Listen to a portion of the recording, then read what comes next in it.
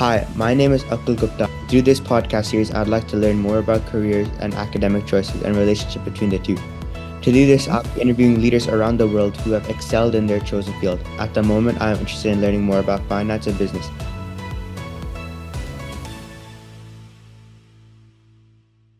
Hi, my name is Akul Gupta. This is episode 5 of my interview series where I explore different career paths. And today I have with me Ravi Bhagavan. So, Mr. Bhagwan, can you give us a little introduction of yourself? Where did you go for schooling and where are you right now? I grew up in India, in mostly in Chennai, and I went to high school in Chennai and then IIT Madras, where I got a degree in mechanical engineering, and then came to the US to get a master's degree at a college in upstate New York called SUNY Buffalo, where I did my master's in industrial engineering and operations research. And then I worked in upstate New York for about 3 years before getting into an MBA from the University of Chicago, Booth School, and then started my career in New York on Wall Street. Al I work at Allied Advisors, which is a um, an investment bank based in the Bay Area, and I live in Southern California now. wow, that's great. So looking back at your journey, what academic or early career choices most influences your transition into investment banking? So like you started as an engineer, so like what really helped you turn your career to more of an investment banking side? Sure. So there were a couple of three different things. One is, between IIT and my master's degree in industrial engineering operations research, I had a very sound footing in engineering and also in advanced statistics and mathematical modeling and some of those more quantitative areas. And that really helped to ramp up my analytical and critical thinking. And that really sort of also inspired me a little bit to start thinking about getting into the finance world. But really, the transformational event for me was actually reading a book. And the name of the book is called Liar's Poker. And its author is Michael Lewis. And Liar's Poker was about a very famous firm on Wall Street called Solomon Brothers and all the reckless investment banking activities there. It was actually a pretty funny book and a very exciting read. And that made me realize that there's a whole other world out there in New York and on Wall Street. And I was really inspired by that book to really try to get to an investment banking career. And so I plotted a path to get there. Clearly being an engineer in upstate New York was not a natural way to get into Wall Street. So I figured that my entry into Wall Street would be through an MBA, an MBA in finance. So I applied to a few business schools, and I was fortunate to get into the University of Chicago for my MBA. And the University of Chicago is actually either the number one or number two school in finance. It's one of the best MBAs you can get in finance, and during my summer at the University of Chicago, I was also fortunate to get an internship at Goldman Sachs in New York, and that eventually converted into a full-time position at Goldman Sachs. So that was the start of my investment banking career, and that's how I made the switch from engineering into investment banking. Your firm works across continent. What skills or perspectives should students develop in high school or college to prepare for careers with a global edge in finance? Yeah, so I would say that yes, I mean we do a lot of cross-border transactions, between the U.S., Europe, Asia, and so on. And what's really important for young people like yourself to really prepare for a global financial career is to develop a global mindset, right? Embrace the global village, if you will. Learn a foreign language. Um, and to the extent that you can actually conduct business conversations in that foreign language, for example, right? As a student, try to get into an exchange program where you can perhaps spend some time in Europe or the US and so on, so that you experience the way of doing business and learn a little bit more about, being in these other countries. And as importantly, try to, do an internship or a project at a global financial institution. If you're in India, for example, you could be working at, Citibank or HSBC or Goldman Sachs or JP Morgan or any one of those large institutions. And that gives you a really good perspective on the global financial industry. And last but not the least, make sure to read books and periodicals and newspapers that cover global finance, right?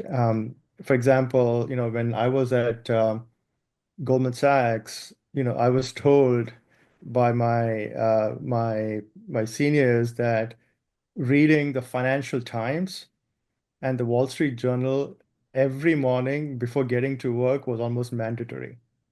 Right. And especially Financial Times, if you're interested in global finance, there's like no better newspaper that covers global finance than Financial Times. And that's a great read. And in general, just embed yourself into the financial ecosystem in different ways, and that's going to get you up to speed with the global financial world.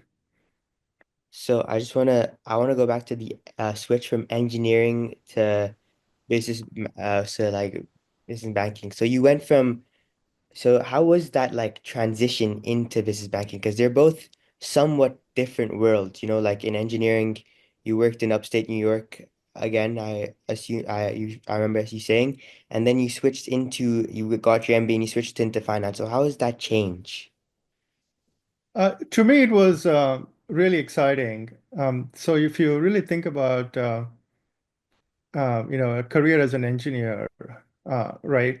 You're constantly solving complicated problems, right? You're taking a complex problem, breaking it out into some perhaps simpler ways to look at the pieces, and then finding solutions.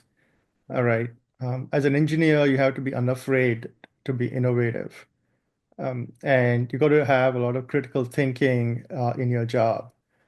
Right, and come up with new ways to essentially move the ball forward, as they say, right?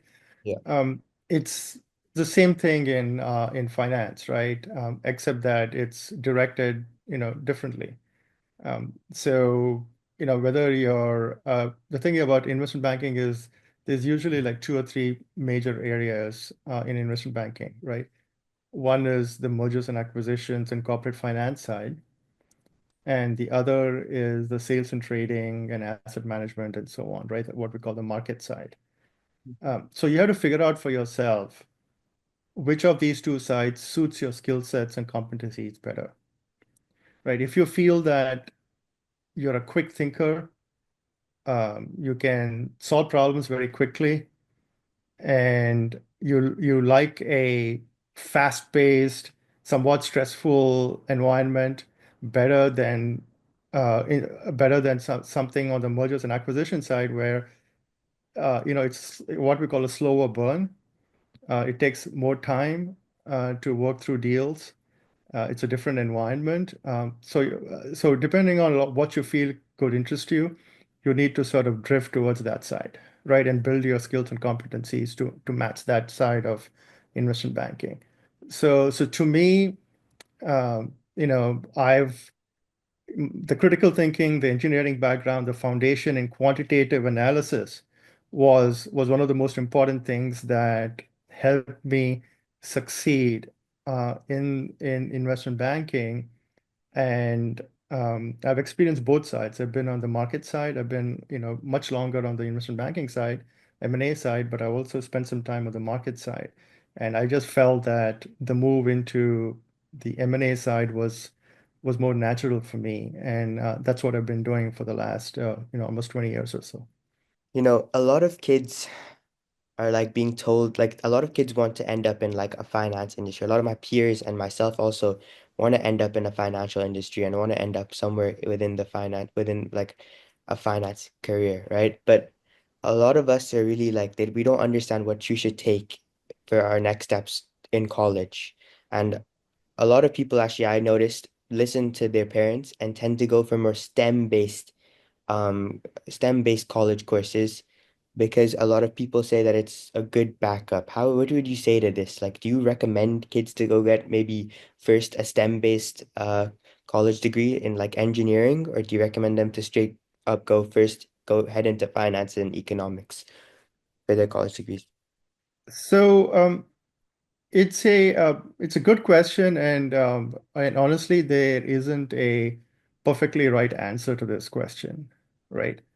So investment banking is a lot more than just quantitative work, but the quantitative work is very important, especially in junior levels in these organizations. As an analyst or an associate at an investment bank, um, it's really important that you build fundamental knowledge in finance, and that means learning about how to look at the financials of a company, right?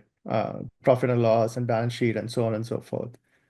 Learning about what creates value for companies, having knowledge of economics and things like that, right? And those are all like very fundamental things. As a high school student, you may not have the opportunity to take these classes at school, right? When I was in India, economics was certainly not part of any high school curriculum. Neither were any financial classes. But if you have the opportunity to do it in college, that's great. Try to take, a microeconomic or a macroeconomic class in college and try to take an accounting class or a finance 101 type class in college, and see how you feel about it, right? You may not like it, in which case perhaps you're not cut out for doing investment banking, but you really feel that that's what attracts you, then continue to sort of build on those sort of skill sets and that knowledge, right? And again, embed yourself into the financial ecosystem, do a lot of reading, the right kind of materials, and that's really, the way to do it. It doesn't necessarily mean that you have to, go down the engineering track, by no means. I've seen, liberal arts students and students from very diverse fields be very successful at investment banking. So you don't necessarily need to have an engineering career, but having the fundamental knowledge, um, really helps to as a platform to launch from for young professionals. What would you, so if you're hiring a fresh college graduate, what are some things you would look for in them? Like what are some like aspects you'd look for? Is there something like specific, like do you look for specific colleges maybe? Or is there what like if you're hiring somebody new, is there some specific like aspects or some specific colleges or something like that? It's more than that, right? So certainly, coming from a top-notch college, at least in the US, I can tell you from a US standpoint, and it probably holds true in India as well, that coming from a brand name college really helps, right? For example, in the US, if you're an MBA student from Wharton School or Booth School or Harvard or any one of those top-notch schools, certainly you're going to be looked at seriously because you are coming with pedigree, you're coming with a solid education. Same thing in India, I assume. Like, you're coming from an IIM as opposed to other schools might be taken a little bit more seriously getting into investment banking, right? Um, I would also look at how well trained the person is. Has the person really sort of gotten some exposure to understanding finance? Has the person done, courses in finance? Has the person, even if the college did not offer the courses, did the person, do an online course, for example, to learn about finance, or any particular sort of industry, right? Uh, Industry knowledge also matters a lot, right? If you really have sort of built up a knowledge of, let's say, the technology industry, which is the one that I work in, then then it really helps to sort of hit the ground running from the point of view of, being able to understand, for example, what your client does in that industry. And that's really important. So building that vertical market knowledge that we call it really helps. Okay. Then we also look at sort of soft skills because investment banking is not really all quantitative. It goes well beyond that. So we have to look at what whether the new recruit has the sort of the raw materials to become successful in the industry, right? And those things are a variety of things. Certainly as a junior person, you're almost expected to work long hours, for example. And there is going to be, unfortunately, a work-life imbalance. That's just the harsh reality of being in financial service and investment banking.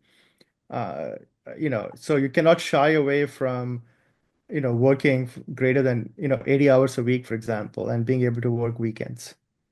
Okay, and so you will find that that's a requirement for most junior people, right? And so the willingness to do that is an important aspect of qualifying almost, right?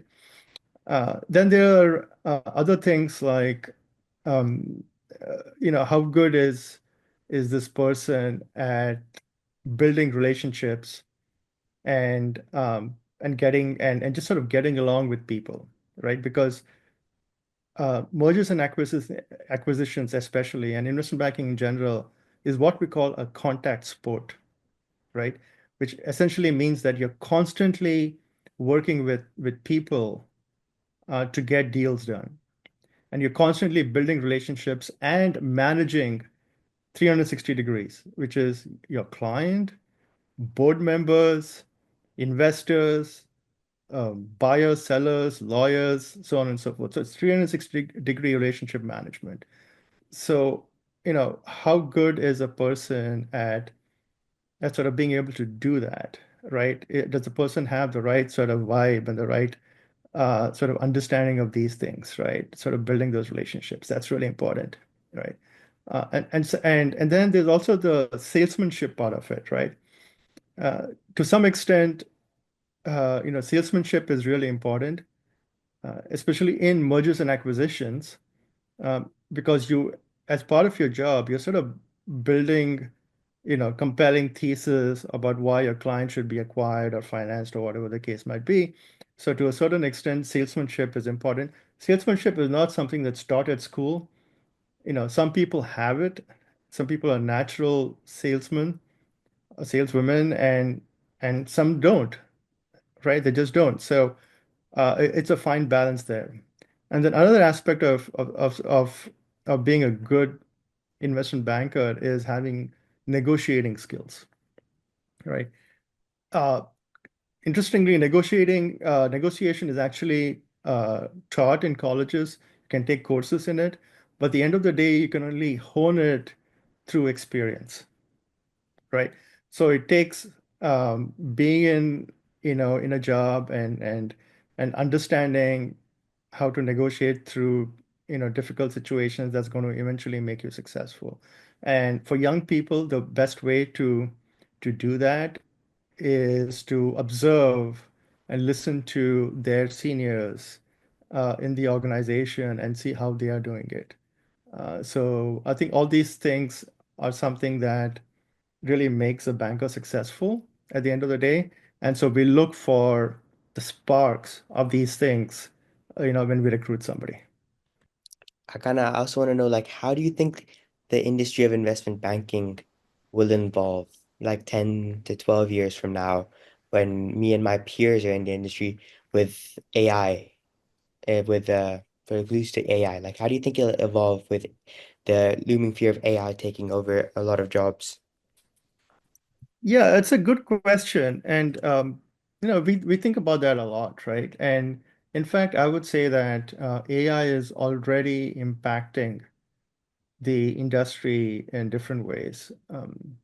And even for us on a day-to-day basis at M&A firm like us, what we're seeing is that the AI tools, for example, you look at Perplexity or ChatGPT or Claude or DeepSeek, whatever the case might be, we are seeing that anybody at the organization can actually use these tools to be a lot more efficient and effective in getting to the end goal, which is might be research on companies, research on markets, um, being able to summarize long reports into one pages, and you know uh, just being able to get to new and smart ideas that in a much shorter period of time than might be possible otherwise, right? And AI tools are increasingly making the job of bankers more efficient and effective. Now, is it going to replace analysts as associates, junior level people at investment banks? I would say that probably not, because at the end of the day, um, you still need smart junior people to aggregate information and being able to make sense out of it and then be able to structure and deliver information to their work teams. And that's not very easily done just yet, by AI. I think you still need that human touch, that human supervision to be able to take, the information that AI is spitting out and be able to pull all that together into something that's coherent and meaningful for the work teams. That's not happening yet. Will it happen in 10 years? I don't know, maybe as AI gets smarter and, it's possible that, junior level investment banking jobs, might be redundant as a result of AI. But I can tell you that as far as more senior level jobs are, concerned, like, VP jobs or director jobs or managing director jobs and so on at investment banks, um, those cannot be substituted by any AI because, as I said, there are a significant amount of soft skills that are required to succeed for your client and be able to be successful in these jobs, right? The salesmanship, the negotiating skills, the understanding the markets, industries, and most importantly, building those relationships can't be done by AI ever. And therefore, you're always going to find that more senior level investment bankers are always going to be necessary to get transactions done, to get deals done, and and be able to build the trust with clients that certainly no technology can do. So you're always going to need that expertise and that knowledge base to be able to really succeed and be successful with your client and give your clients, successful outcomes, if you will. So yes, so the answer is really sort of still in the gray area, some impact at junior levels, but really, nothing can substitute, the knowledge and the skill sets of senior bankers. If you were to be like my age, for example, like 16, 17, like entering college, what are some things you would do like to get into like investment banking or get into your role in investment banking? Like, It's a good question, and that's sort of the million-dollar question, right? So how do you prepare yourself for an investment banking career, correct? yeah. Or high impact finance role, if you will. So uh, I would I would say that start building your curiosity and understanding of how the money world works. In other words, how money, businesses, and economies move and operate. Okay. Uh, and that means that mentally immersing yourself into the financial world, right? Reading widely on finance and investments, right? And or what in these days it's more about watching YouTube videos and so on. So yeah, do that. Look at finance articles out there, and how, for example, develop critical thinking, right? Ask yourself the question, why did company A merge with company B? What were some of the driving reasons for that? Right? Why did Warren Buffett, get out of one sector into another sector? Right? What are some of the key drivers for that? So the more questions you ask yourself and try to find those answers, which you can do a lot more easily these days because of the AI tools and everything else that's there, you're going to find yourself becoming more and more astute to all things financial. And that's going to really help. Certainly helps to learn, as I mentioned before, the basics of accounting, finance, and so on. Um, and then last but not the least, network into the world of financial professionals. Either they are your seniors or your alumni from your high school or your college. Network into that community and seek mentors. Because if you can find a really good mentor who's going to take you under his or her wing, you're golden, because that's really what's going to help you climb that learning curve faster than anything else. Being under a mentor, observing how your mentor, goes about doing his or her job every day, and understanding everything that that person does and how he or she does it is absolutely, incredibly valuable. And I would suggest that you should certainly, students should really, look at doing that seriously. So those would be some of the key things that I would, give advice to students of your age, if you will. Great. So to summarize, you think like students my age should do research and we should really think about like where we want to go and really know the industry well so we know where we need to go. And we need to get these soft skills, sales. We need to know how to talk and communicate with customers and etc. We need to be able to work hard in the financial industry because it is a demanding area. So I think Yes. nice. So I think that's really interesting. Thank you for your insight. Thank you so much for taking time out to coming and participating in my interview series. I really appreciate it. And yeah, that concludes our interview for today. All right. Thank you and all the best.